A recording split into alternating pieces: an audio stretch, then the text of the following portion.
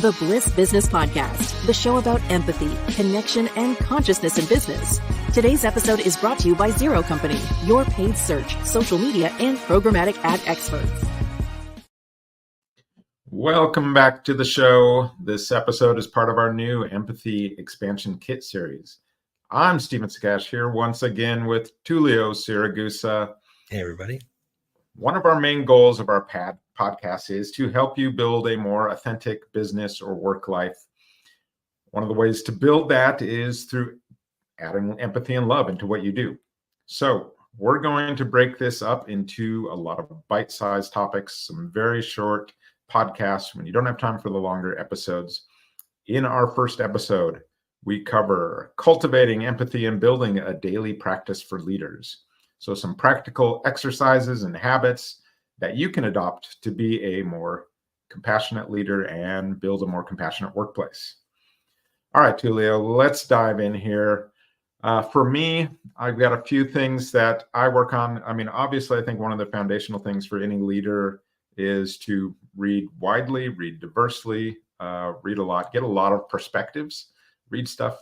If you don't want to read a full book, I do a lot of book summaries. So read stuff you would never maybe even grab for a book and spend, days or a week doing. Spend 20 minutes. Even that, I think, will give you just this very diverse perspective on stuff. I'm sure you're a big reader yourself. I've actually been using the audio cliff notes or book summaries for a long time. It's a great way to consume massive amounts of information very quickly, and usually when I'm driving or I'm just sitting still, it's an opportunity to get through a lot of information. And those that really resonate with me, and then I'll pick up and go deeper and read them. Yeah, it's almost like watching a preview for a movie and then picking the one you want to go see, but it's a lot deeper than just a preview. Yeah, it's a lot deeper. I mean, for me, it's like maybe 20 minutes-ish, sort of a session. So it's not just like the 3-minute trailer. It's like a full point by point. And then you may listen to 30 or 40 of those, and you'll find one that like, oh, I want to really let this absorb this. So yeah, I think that's just a big practice for any leader for sure. Yeah, it's like the TEDx talk of a book, really. That's what it is. You're going to get a lot of value in a short period of time. Yeah, exactly.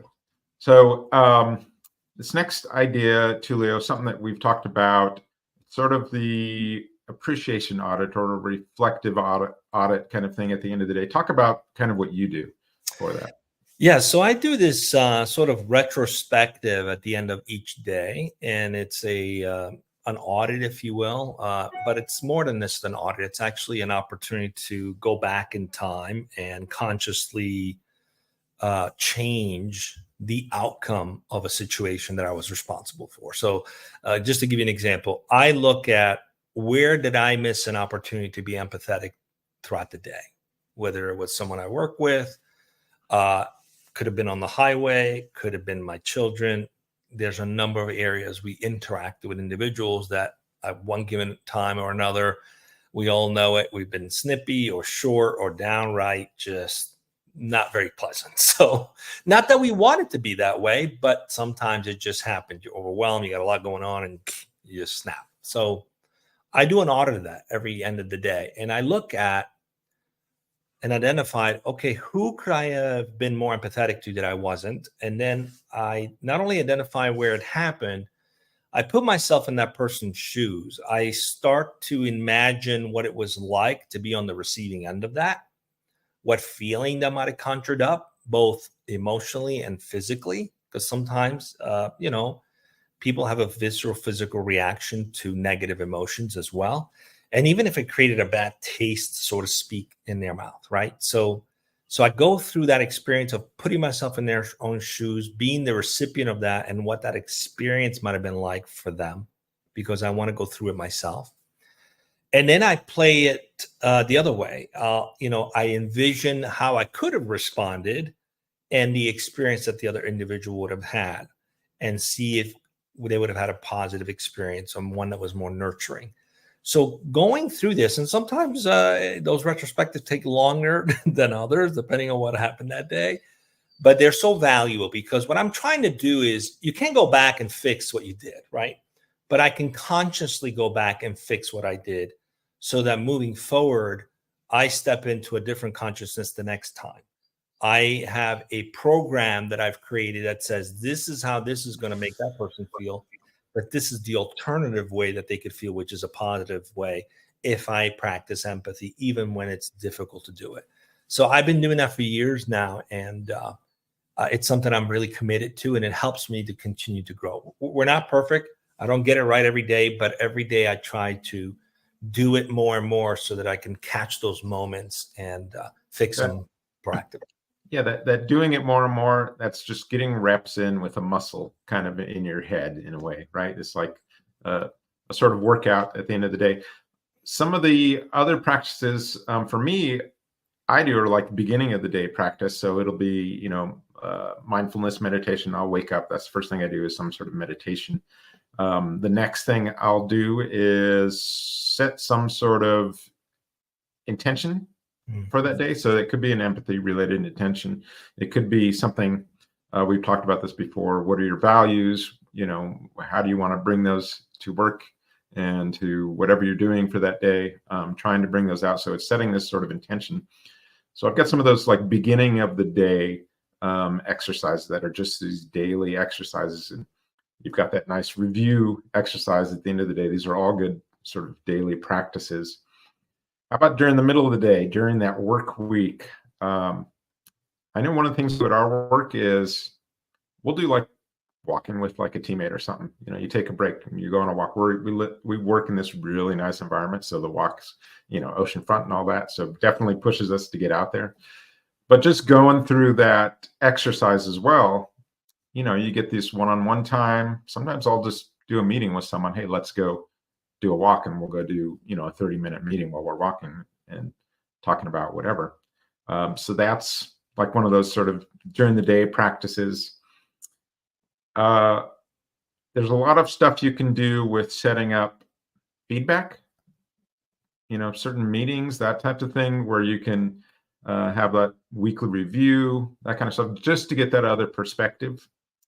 I think that's important, but it's also important to is kind of do an audit and just whose perspective am I not hearing as much of, and seeking that perspective a little bit more, because some people might not be as aggressively telling you what they want to hear, and you need to go out and seek some of those perspectives. The other thing throughout the day that I look for is how people respond. It can be very telling about what you're doing, how they respond. If someone's somewhat standoffish, or they're responding in a very sort of cold way, now it's easy to think something's going on with them, but it could also be that they have some resentment that they're holding on to. Maybe you said something, you didn't even realize you said something that upset them. And so I keep an eye out for those kinds of things. And then I'll find an opportunity to just check in and say, could be, let's go for a walk and connect, or it could be as simple as just calling and saying, hey, have I done anything that upset you? I noticed this kind of interaction, and I want to make sure that if you need to clear the air with me, I want to give you the opportunity to do so, because I value our intimacy, and I value our openness, and I value our friendship. So it's an opportunity for me to remind them that I do value them, that I want the friendship, that I want the intimacy. And I know that there's something in the way of that, and I'm here to hear it so that they can clear it. And the other thing that I've gotten practice is when they do say it, if it's something that may not be 100% true to you, don't make any comments about it. Just receive it, let them unload it, because really it's not even about being right or wrong as it is about building empathy. And that's the whole thing about, building intimacy.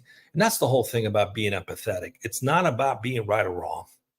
It's about connection. It's about enhancing connection. So my goal is to enhance the connection, not prove that I was right or something of that nature. I'd rather say I'm sorry and build a connection and the trust, continue to do that, than to, argue about, that didn't happen. This is actually what happened. Let me explain to you what happened. Like, that doesn't gain any value, really, unless there's an opening for that. But for the most part, I'm more interested in continuing to maintain that intimacy and connection.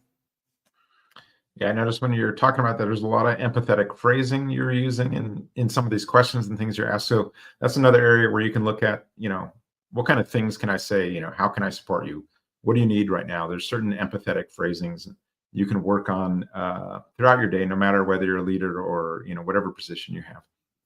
So that's it for today's episode of our Empathy Expansion Kit. We'll see you on the next Bliss Business podcast.